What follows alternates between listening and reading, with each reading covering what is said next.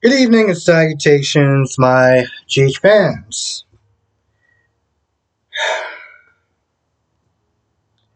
Remember that test that I was talking about yesterday with Nina? And if she would pass or fail, given the danger that's coming up in Sunny's life? Well, you can already tell that she's going to fail before she even really got tested. So Phyllis is back, and Nina's Nithya talking about how she doesn't know if she can really be with Sunny because of all the danger and everything like that. Like she was like, well, back in Nixon Falls, with Mike, it was a lot different. And Phyllis is like, but you knew who Sunny was. You knew his lifestyle. You knew the danger and everything. And she's like, yeah, but everything kind of calmed down. And like I said, Mike was different. And I'm just looking at this chick like, you can't be this dumb, right? I mean, I know it's Nina, but you can't be this dumb. You knew exactly what you were getting yourself into. And you chose to ignore the danger like every other idiotic woman before her. And now she's all like, well, I don't know. I mean, I don't know if I really feel more safe around the guards and stuff. I feel like I'm on edge. And I'm just like,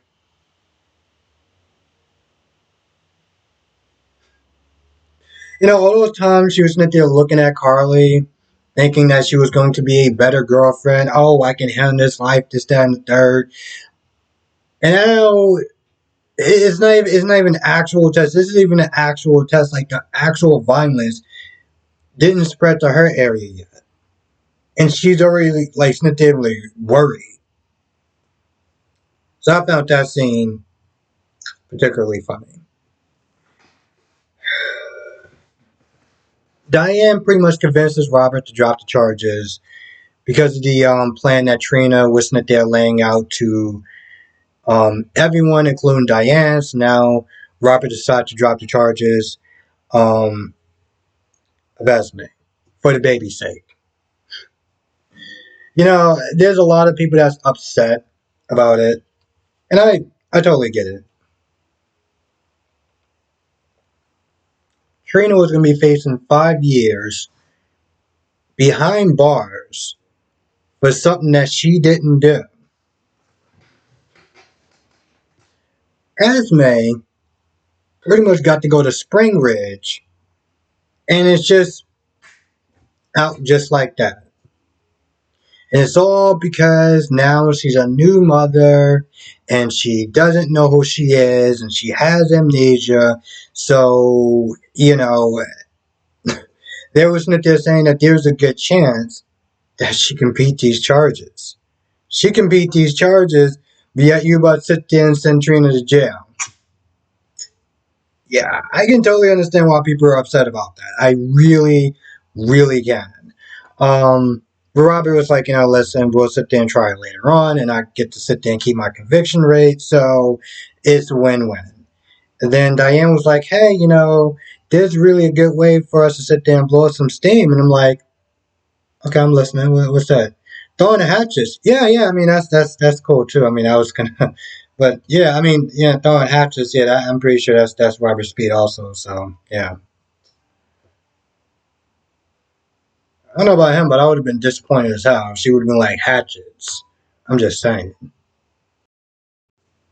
Carly comes over with Avery, and she sees a bunch of security guards walking in. She sees Dex, and it looks like his arm is hurt or whatever. And she looks at Sonny and she says the same thing that Christina says. How bad is it? Sonny's like, oh, it's fine. I got it handled. Everything's under control. And you have nothing to worry about. And, you know, Carly's like, well, you can't really control everything. You can't promise that. And I'm just like, well, what do you want him to do? What do you want him to do?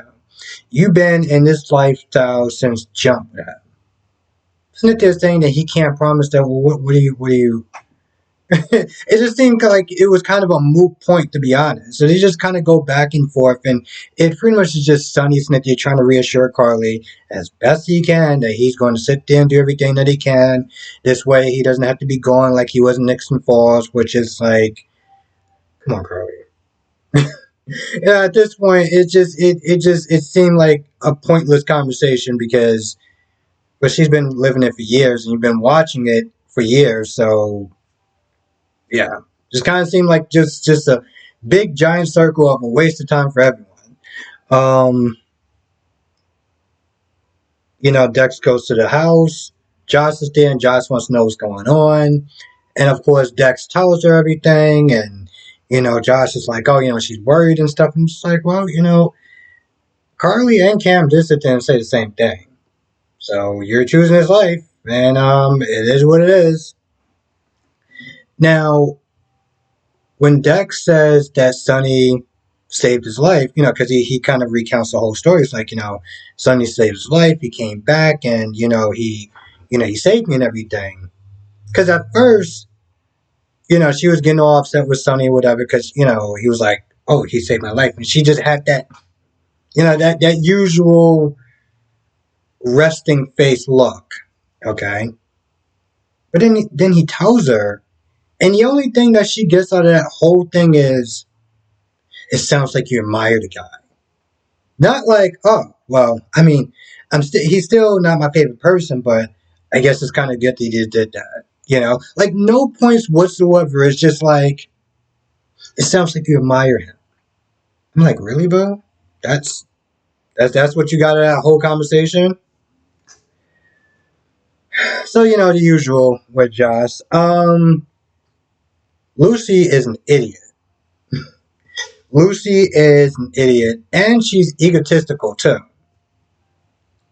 Because when Laura comes in, Laura's like, "Listen, you can't leave yet. This, then, a third, and you can watch it televised. Max is going to do a great job." And I'm not saying that she doesn't do her part when it comes towards the nurses' ball. Okay, she does. She does a lot, but she's not out there singing like like a lot of the nurses and stuff like that. She's not doing that stuff. She is a host, and she does stuff. But the thing is, with the nurses' ball, it pretty much kind of takes a village to make that whole thing work. It's literally a large part of the community, a large part of the cast that is doing their part. So for her to sit there and try to make it seem like she's doing all of it, it's like if she's not there, the whole thing's gonna fall apart. It's like, wow. Like seriously, I feel like she's forgetting part of the message. I mean, yeah, it's great to make it look glam and stuff like that, but I'm like, no, it's also about raising money for AIDS and other charity events and stuff like that. Like, you need to just sit there and push your ego aside. But of course, she can't do that because for some odd reason, no, even though she's like, I don't know, 60 something, 70 years old, she still got to act like a 12-year-old girl. And towards the end of the episode, she sneaks out and she is seen in the Metro Court with Victor, like an idiot.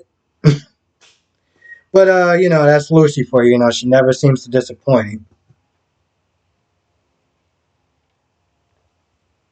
By disappoint, I mean like I expect her to just disappoint me. Um, Laura and Valentine talk. To be honest, it was kind of boring to be honest. The only thing that was interesting is just how far they come. When Valentine first came to town, he held everyone hostage. He shot Nicholas out of a window. He shot Kevin in the arm. And, you know, now just that they're talking about Charlotte and really helping each other out and taking Victor down and stuff. So they've come a long way. That's the only thing that's interesting about that conversation. Everything else just um Victor's back to go see his doctor about his issue, which I don't take that part lightly. As a man, I don't take that part lightly. But the doctor's like, it's nothing we can really do. We could try to give you some medicine, see what happens.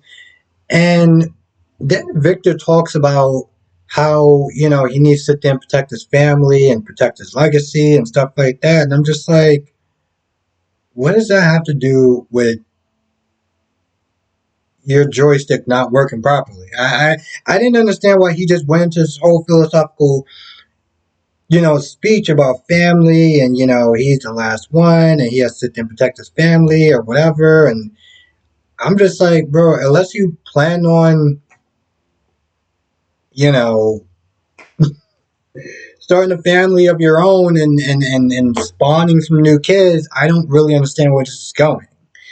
But Eileen comes in there and Eileen gives him, because Eileen was in the office with Robert.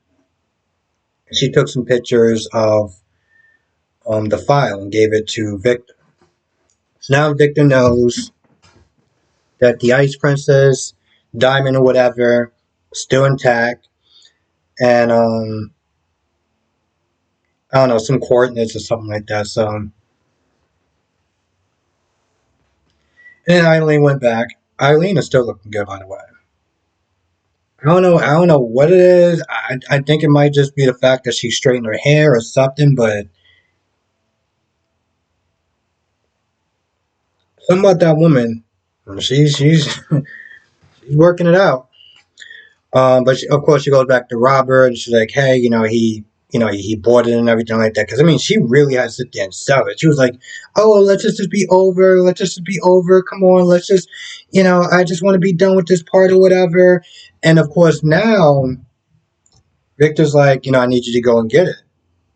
Because at first, Eileen was like, "Okay, well, you can sit there and get your men to do it." And I knew that Victor was not going to sit there and get his men to do it. He was like, "No, why would I get my men when I can get you?" So now apparently he wants Eileen to go into the police station and to get stuff, to get it from the evidence room. So that should be fun.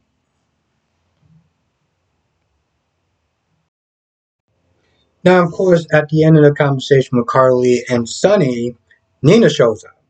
Nina is not happy.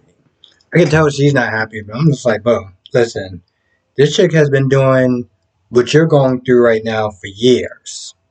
So just, I'm not gonna lie, I can't really think of anything else that happened in this episode. I really can't. All in all, I feel like this episode was more or less filler, to be honest. Like, not a lot actually happened. I feel like, when it comes to SGH, it's hit and miss. There's been more misses than hits. Like, if you're bored and you don't really have anything else to watch, alright, cool, you can watch it. But I don't feel like this, even if you're watching all four of the shows, okay, well, if you're watching two of the shows, um, you can kind of save this one for last. Yeah, you can definitely save this one for last.